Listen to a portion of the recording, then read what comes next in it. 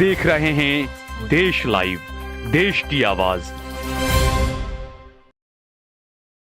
अस्सलाम वालेकुम, आदाब, नमस्कार, सत श्री अकाल। देश लाइव में आपका स्वागत है। मैं हूं सहल कुरैशी। इस वक्त मेरे साथ में कांग्रेस के पूर्व विधायक ग्यासुद्दीन शेख साहब और कांग्रेस के विधायक जमालपुर खाड़िया से इमरान खेड़ावाला साहब मौजूद हैं। गुजरात में जिस तरीके से अल्पसंख्यकों का जो मामला है, अलग अलग कई मुद्दों को लेकर मामले लगातार उठते रहते हैं। मांग ये उठती रहती है कि आखिरकार ये जो सद्भाव है वो किस तरीके से बरकरार रखा जाए, उसको किस तरीके से कुछ लोग छेड़छाड़ करने की कोशिश करते हैं, उसको किस तरीके से उस पर काबू और कंट्रोल किया जाए। गुजरात सरकार की तरफ से भी कई इस तरह की चीज़ें की जाती है कि मामला सही से बना रहे। ऐसे ही कुछ अलग अलग मौजू को लेकर, मसलों को लेकर दोनों ही मुस्लिम नेताओं ने आज मुलाकात की थी गुजरात के मुख्यमंत्री भूपेंद्र पटेल साहब से।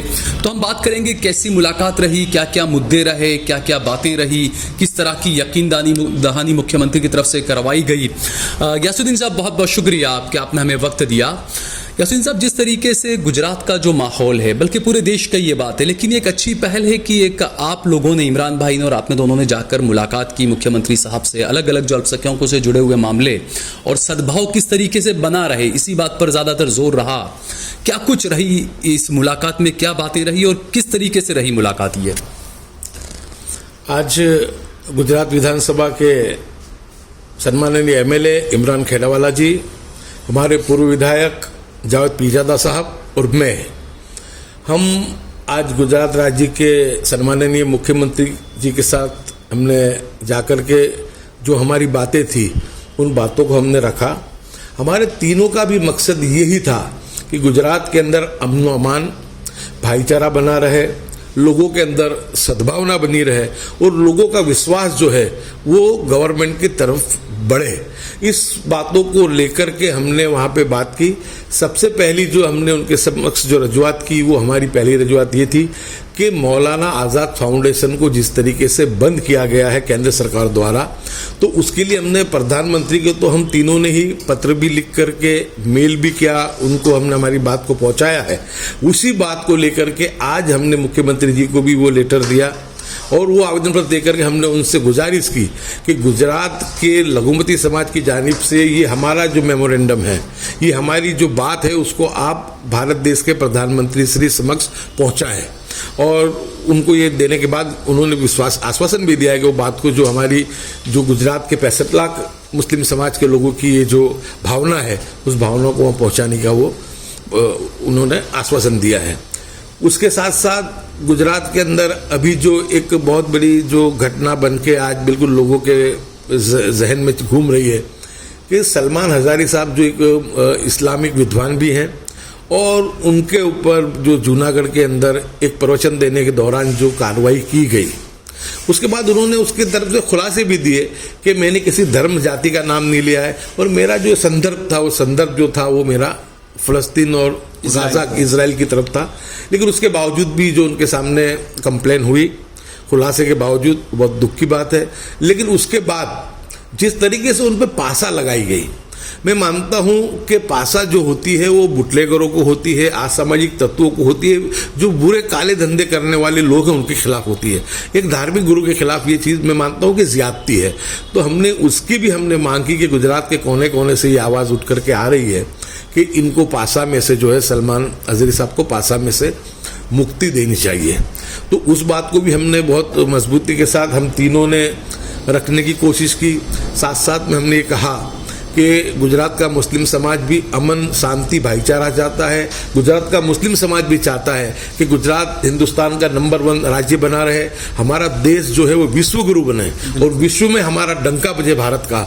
उसके लिए मुस्लिम समाज भी उसमें सहभागी होना चाहता है। लेकिन उसके लिए सबसे पहली ज़रूरत है शांति, सलामती, सद्भावना और आपसी जो सरकार के प्रति का जो लोगों का जो एक भरोसा होता है, एक विश्वास होता है, वो बना रहना चाहिए। इसलिए दंगाई चाहे कोई भी हो, उन दंगाइयों के खिलाफ कार्रवाइयों से किसी को ऐतराज नहीं होना चाहिए। लेकिन जो छुटपुट घटनाएं जो इस तरीके से गुजरात में बनी, वो बहुत दुखदायक थी कि धार्मिक यात्रा का निकलना हो, उसके बाद डीजे बजना हो और डीजे बजने के बाद उसमें कुछ ऐसे स्लोगन शाउटिंग होगी जिससे एक दूसरे की धार्मिक भावना आहत हो, उसमें से दंगा भड़कता है। तो जहाँ कहीं पर भी किसी भी धर्म की, चाहे वो मुस्लिम हो, चाहे हिंदू समाज हो, उनकी कोई भी यात्रा हो तो उसका पूरा वीडियो रिकॉर्डिंग होना चाहिए।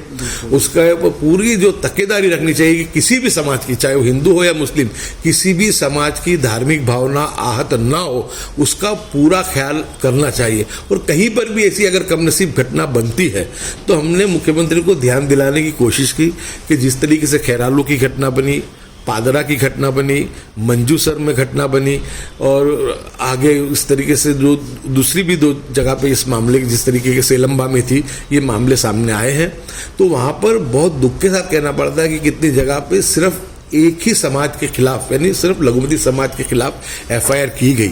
मैं मानता हूँ कि गुनहगार अगर जो भी है मुस्लिम है तो उसके सामने भी हमने तो यहाँ तक कहा कि अगर हम मुस्लिम समाज को के हम लोग हैं, अगर हम गुनाह करते हैं तो हमारे सामने भी सख्त से सख्त कार्रवाई होनी चाहिए। सभी को देश की शांति सलामती बनाए रखने के अंदर सहभागी होने का वो है, लेकिन एक तरफा अगर किसी जगह पे यानी फरियाद हो तो मैं मानता हूं कि उससे जो दंगा करने वाले लोग हैं उनका मनोबल बढ़ेगा। तो कार्रवाई जो भी है इंसाफ की होनी चाहिए, गुनहगारों को ढूंढ कर होनी चाहिए, क्योंकि अब तो वीडियो रिकॉर्डिंग भी होता है, सीसीटीवी भी लगे, उसमें देख करके सामने साफ आ जाती है। तो उसमें देख करके जो भी सच्चा गुनहगार है तो उनकी इसमें धरपकड़ होनी चाहिए, एक तरफा कार्रवाई इसके अंदर नहीं होनी चाहिए। और हमने खुल करके कहा कि उसके बाद में फिर बुलडोजर की भी कार्रवाई होती है। तो ये बुलडोजर की भी कार्रवाई अगर इलीगल है तो उसमें, लेकिन कम से कम उन लोगों को अगर गुनाह उन पर प्रस्थापित होता है, कोर्ट में उनको साबित होता है, उसके बाद तुम उनकी प्रॉपर्टीज को तुम तोड़ो तो बराबर, उनको पूरा मौका देना चाहिए। 1 महीने की एमपी में भी हुआ था, किसी पर आरोप लगा था पेशाब करने का या कुछ मुसलमानों पर, उनका मकान तोड़ दिया गया, बाद में फिर पता चला गवाहों ने कहा कि नहीं हमने तो ऐसा कुछ नहीं देखा था। हाँ, तो यानी कि अगर तो कम से कम इतना इंतजार करना चाहिए कि कोर्ट में जो है कि वो उनका गुनाह साबित हो, और उसके बाद अगर गुनाह साबित होता है प्रोसीजर जो है वो पूरी फॉलो करके उनको पूरा मौका देके उनको नोटिस दी जाए, उनको उनके डॉक्यूमेंट रखने का मौका दिया जाए, और उसके बाद कार्रवाई हो तो उसमें किसी को ऐतराज नहीं हो सकता है। लेकिन किसी घटना के 2-3 दिन बाद ही ऐसी बात हो और इस तरीके से बुलडोजर आ जाए तो वो सही नहीं है। बहुत ही सहानुभूतिपूर्वक हमारी बातों को सुना उन्होंने, और वो भी बहुत ही संवेदनशील व्यक्ति है। उनका खुद का भी जो है कि राज्य की शांति बनी रहे उसमें उनको खुद को भी बहुत, यानी मुख्यमंत्री के नाते इंटरेस्ट रहता है। तो बहुत अच्छे अंदाज में उनके साथ सब बातें की गई है। और हमारी जो बात थी वो हमने, जिसे मौलाना आज़ाद फाउंडेशन, मौलाना सलमान हजरी साहब, इन मुद्दों को लेकर के गुजरात के अंदर भी कैसे अमन और भाईचारा बना रहे, और किसी भी कम्युनिटी का हो, चाहे गुनहगार, उसको किसी को बचाने का कोई सवाल नहीं हो। जिम्मेदार व्यक्ति कोई भी होगी तो ये प्रयास कभी भी नहीं करेगी कि गुनहगार उसमें बचे। सच्चे लोगों के सामने कार्रवाई हो, लेकिन इसके अंदर निर्दोष लोगों को प्रताड़ित ना किया जाए। हम तीनों गुजरात के मुस्लिम समाज से भी और सभ्य समाज से, सभी धर्म के लोगों से अपील भी करना चाहते हैं कि हमको हमारे राज्य की शांति सलामती बनी रहे। तो कुछ जगह जो घटनाएं सामने आती हैं कि कुछ जगह पे कट्टरवादी तत्व जो भी हो, चाहे इधर से हो या उधर से हो, वो मजहबी लोगों की धार्मिक भावना आहट हो उसको लगाने की कोशिश करते हैं, खास करके जहाँ धार्मिक स्थल हो, मस्जिद हो, दरगाह हो। तो ऐसे वक्त में हमको संयम से काम लेना चाहिए। हमको कहीं पर भी कायदा कानून हमारे हाथ में नहीं लेना चाहिए, जिससे जो लोगों की मैली मुराद है उससे उनको इसका फायदा पहुंचता है। तो हमको उस वक्त में हमारी फर्ज ये कि हाथ में कानून लिए बगैर या हाथ में पत्थर उठाए बगैर, हम लोग, हमारे पास मोबाइल है, हम लोग वहीं पे तुरंत ही उसकी वीडियो, थोड़ा सब्र करें और प्रशासन पे और उस पर भरोसा करें, उस बाद में बताओ कि देखो ये कौन कर रहा है। लेकिन हम किसी की चाल में आकर के जो ये काम को करना, उत्सव में आकर के जो करते हैं, मैं मानता हूं कि इससे हमारा ही नुकसान होता है। तो हम लोग इस चीज को भी समझें। और दूसरा कि जिस तरीके से मौलाना आज़ाद फाउंडेशन का मामला बना, सलमान हजरी साहब का मामला बना, आज पूरे गुजरात में लोग एक जन जागृति बता रहे हैं कि हर जगह जाकर के कलेक्टर को आवेदन पत्र दे रहे हैं, कोई राज्यपाल श्री को भेज रहा है, कोई प्रधानमंत्री को भेज रहा है। तो हम तीनों, मैं, इमरान खेड़ावाला जी और जावेद भाई, तमाम लोगों से अपील करते हैं कि देखो ये 3 लोगों का काम नहीं है, चाहे मैं हूँ, इमरान भाई हो, जावेद भाई हो, ये 30 लोगों का भी काम नहीं है। 3000 लोग भी काम करने वाले हो तो कम पड़ेंगे, क्योंकि 65 लाख की आबादी भी है। अब जब हमको हमारे संवैधानिक अधिकार लेने हैं, न्याय लेना है, प्रताड़ना से बचना है, तो हम लोगों को संवैधानिक रास्ता अख्तियार करना पड़ेगा। शांति के साथ, सलामती के साथ गांधी चिंध्या मार्ग से हमारी बात को हमको आवेदन के रूप में कलेक्टर रूप दे सकते हैं।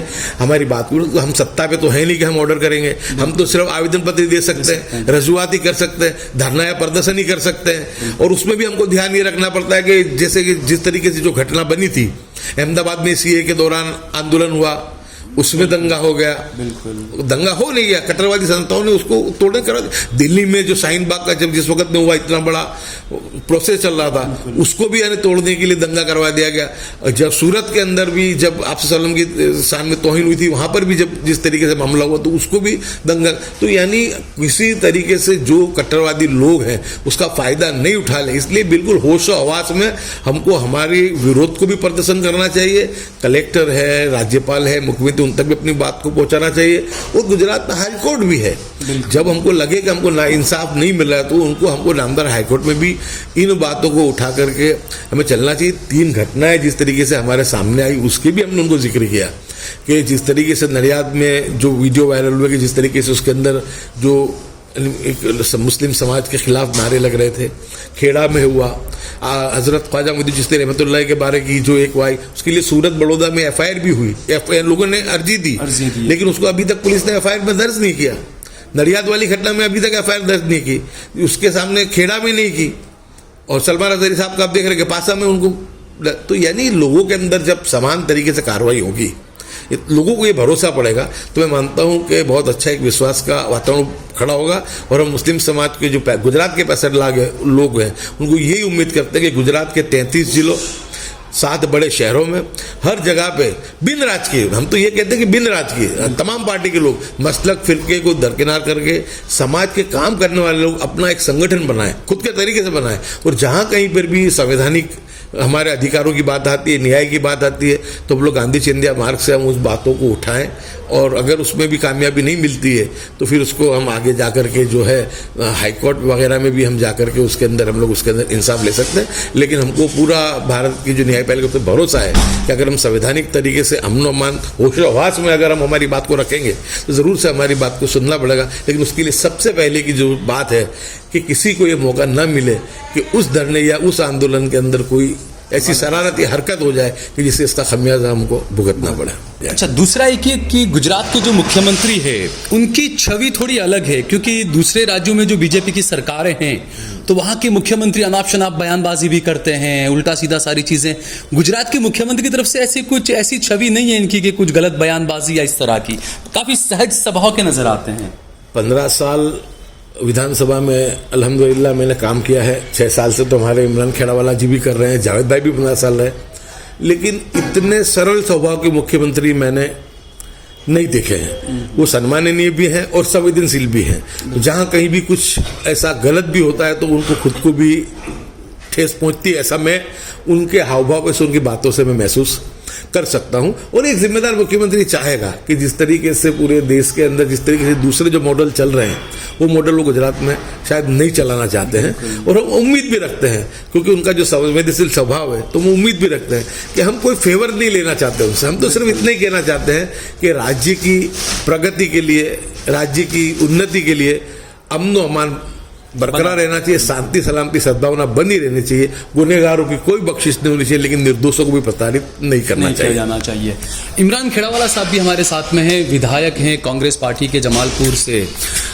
इमरान साहब, जिस तरीके से जो माहौल है इस वक्त और जिस तरीके से मुख्यमंत्री साहब ने मुलाकात की अलग अलग मौजू को लेकर, मौलाना आज़ाद एजुकेशन मामला है, इसके अलावा भी मौलाना सलमान अजहरी साहब का मामला है, आप विधानसभा में भी हैं। पहले तो ये था कि गुजरात के लोगों को 3 आवाज़ें सुनने मिलती थी कि हाँ अब तो आप पर ही सारी जिम्मेदारी, तो विधानसभा के अंदर भी विधानसभा के बाहर भी, और ये मुख्यमंत्री से मुलाकात भी, कैसे देखते हैं, क्या कहेंगे आप? सबसे पहले तो मैं आज विधानसभा का 6वां दिन था। आज 1 महीने से असेंबली चालू थी। हम 3-4 दिन से मैं ग्यासू भाई, जावेद भाई पीरजादा मुख्यमंत्री को मिलने की कोशिश कर रहे थे, लेकिन प्राइम मिनिस्टर का प्रोग्राम यहाँ गुजरात में था तो मिल नहीं पाए। लेकिन आज लास्ट दिन था असेंबली का, तो आज गुजरात राज्य के हमारे जिनको मुर्दुल बिल्कुल ऐसे मुख्यमंत्री श्री भूपेंद्र भाई पटेल साहब, क्योंकि वो आपने देखा होगा कि उनकी काम करने का तरीका बिल्कुल अलग है। मुख्यमंत्री है गुजरात राज्य की, 6.5 करोड़ की हमारे गुजरात की आबादी है, लेकिन जो वाकई जिस तरह से मुख्यमंत्री को कोई कार्यक्रम में जाते हैं वो खुद दिल की बात कर देते हैं वहां जाकर। आपने व्हाट्सएप पे भी देखे होंगे, हंसमुख स्वभाव ऐसा उनका स्वभाव है कि भाई उनके बंगले में कोई जाता है क्या हो तुमने तो मजा पड़े थे, तो कि उसको पता नहीं है कि हम पूरा दिन वक्त ये नहीं वक्त ही नहीं मिलता कि हाँ हम मजा कर सके। तो आज हम मुख्यमंत्री को मिलने के लिए मैं, हमारे सीनियर पूर्व एमएलए जनाब ग्यासुद्दीन शेख साहब, जावेद भाई पिरजा साहब और मैं, हम लोग मिले। खास करके मौलाना आज़ाद जो फाउंडेशन जो बंद किया है, उसकी जो ग्रांट मिलती थी लघुमती समाज को एजुकेशन के पर्पज से, वो केंद्र सरकार ने बंद कर दिया है। तो हमने ये बात हफ्ते पहले जब हमको पता चला तो हमने पत्र भी लिखा और हमने मुख्यमंत्री के जरिए आज इसके लिए गए कि गुजरात राज्य के मुख्यमंत्री है, दिल्ली में हमारी बात को पहुंचाए, क्योंकि ये स्टेट का प्रश्न नहीं है, ये केंद्र सरकार का है। तो आज मुख्यमंत्री को हमने मिल के ये बात की कि जो खास ये मौलाना आज़ाद फाउंडेशन को जो बंद किया, इससे एजुकेशन पर्पस पे जो खास करके जो लोग पढ़ना चाहते हैं, खास करके लड़कियां जो पढ़ती है, आज एक तरफ सरकार कहती है कि बेटी पढ़ाओ बेटी बचाओ, वो मौजू पे चलते हैं, तो हम समझते हैं कि ये एजुकेशन पर्पस पे जो ये स्कॉलरशिप मिलती थी वो बंद हो गई है। बिल्कुल। तो आज वो बारे में भी हमने गुजरात राज्य के मुख्यमंत्री से बात की और उन्होंने ये बात दिल्ली तक पहुंचाएंगे ऐसा हमको आश्वासन भी दिया। खास दूसरी बात कि गुजरात के अंदर जिस तरह से भी जो शांति का माहौल है, और शांति का माहौल हर कोई चाहता है कि गुजरात के अंदर शांति बनी रहे। हर मजहब के लोग, हर मजहब के, चाहे कोई भी मजहब का आदमी, वो चाहता है कि उसके देश में, उसके स्टेट में शांति बनी रहे। मौलाना सलमान अजहरी साहब का जो इश्यू था उसके बारे में भी आज हमने बताया कि उनको अलग अलग जो पुलिस स्टेशन के अंदर जो केस हुए, उनके बाद कोर्ट ने उनको रिहा कर दिया। कोर्ट ने रिहा करने के बाद जो उनको पासा में उनको बड़ौदा की जेल में भेज दिया गया है। बिल्कुल। तो ये बात भी हमने मुख्यमंत्री साहब को बताई कि इसके अंदर अगर उनके डॉक्यूमेंट से पुरावे कम से कम वो देखने चाहिए कि भाई वो ये पासा किसको करते हैं। पासा जो नोटिस्ट होते हैं उनके ऊपर अभी तक पासा होती है। कोई सरकार के खिलाफ जो समझो कोई काम करते हैं उसके खिलाफ बड़ा कोई गुनाह किया, बड़ा क्रिमिनल जो आदमी होता है, जो जिससे देश की सलामती को भी नुकसान पहुंचे, उसके ऊपर होनी चाहिए। हम ये चाहते हैं। लेकिन मैं समझता हूं कि जो धार्मिक होते हैं, धार्मिक नेता होते हैं, धार्मिक आगेवान होते हैं, तो उस पे जब ये पासा जैसी कलम होती है तो कम से कम ये चीज़ हमने उनको बताई कि भाई आपको पूरी तरह से इसकी थोड़ी जानकारी लेकर जो भी इसमें हेल्प हो सकती है कायदेसर वो उनको करनी, कानूनी प्रक्रिया के अंदर। क्योंकि आज पूरे गुजरात के अंदर मौलाना सलमान साहब के लिए प्यार मोहब्बत लोग हमेशा सब रखते हैं और हम भी उनके लिए इतनी प्यार मोहब्बत है। लेकिन अब जो ऑलरेडी जब उनको पासा कर दिए तो उसमें से किस तरह से उनको समझो रिवॉक मिल सकता है, कानूनी रास्ते से उनको किस तरह से मदद हो सकती है, वो हमने सरकार को भी बोला है। और उसके हमने जब उनके भाई जब आए थे यहाँ पर तो हमने, मैं ग्यासू भाई, हम लोग डीजीपी साहब को भी मिलवाने ले गए थे और उनको भी हमने आवेदन पत्र दिया था कि जब उनको अलग अलग 8/2 को हमने ये आवेदन पत्र दिया था। उनके बड़े भाई आए थे तो उस वक्त भी हमने डीजीपी साहब को यही बोला था कि भाई हम ऐसा चाहते हैं कि भाई कम से कम जो भी आदमी है उसको उसका कोर्ट के अंदर उसको उसका हक बात करने का मौका मिलना चाहिए। बाद में उसके बाद जो कुछ भी कानूनी कार्यवाही है वो सब पे लागू है। मेरे पे भी हो सकती है, इन पे भी हो सकती है, कोई पे भी हो सकती है। लेकिन हम यही चाहते हैं कि गुजरात के अंदर, हिंदुस्तान के अंदर अमन व अमान शांति बनी रहे, उसके लिए हम पहले से प्रयास करते आए हैं।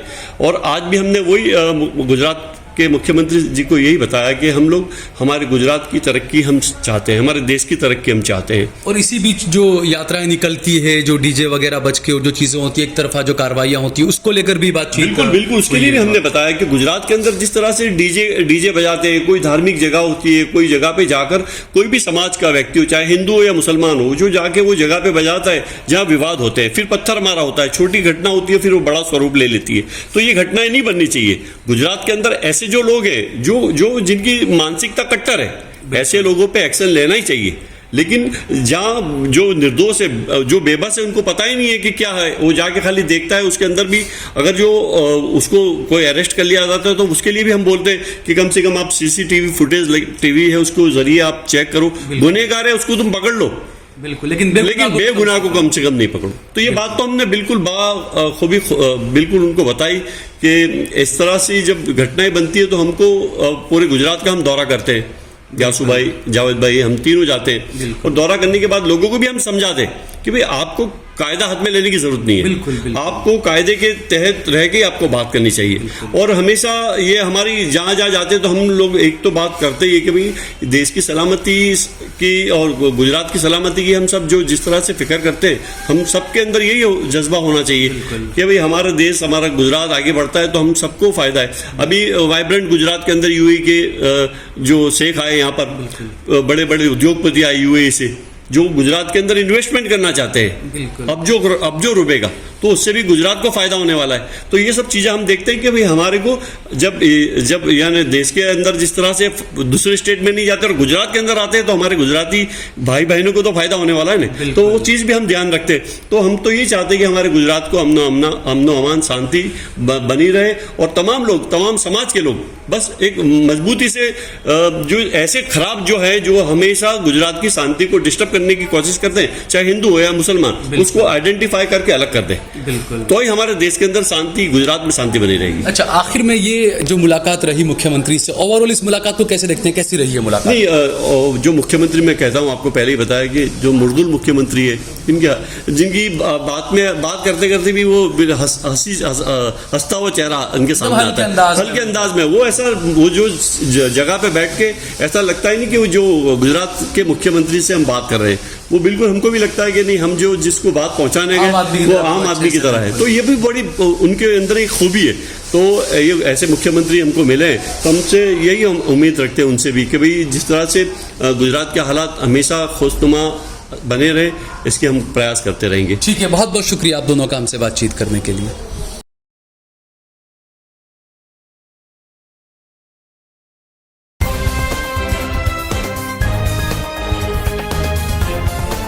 देश और दुनिया की तमाम छोटी और बड़ी खबरों के लिए हमारे चैनल को सब्सक्राइब करना न भूलें और बेल का बटन जरूर दबाएं।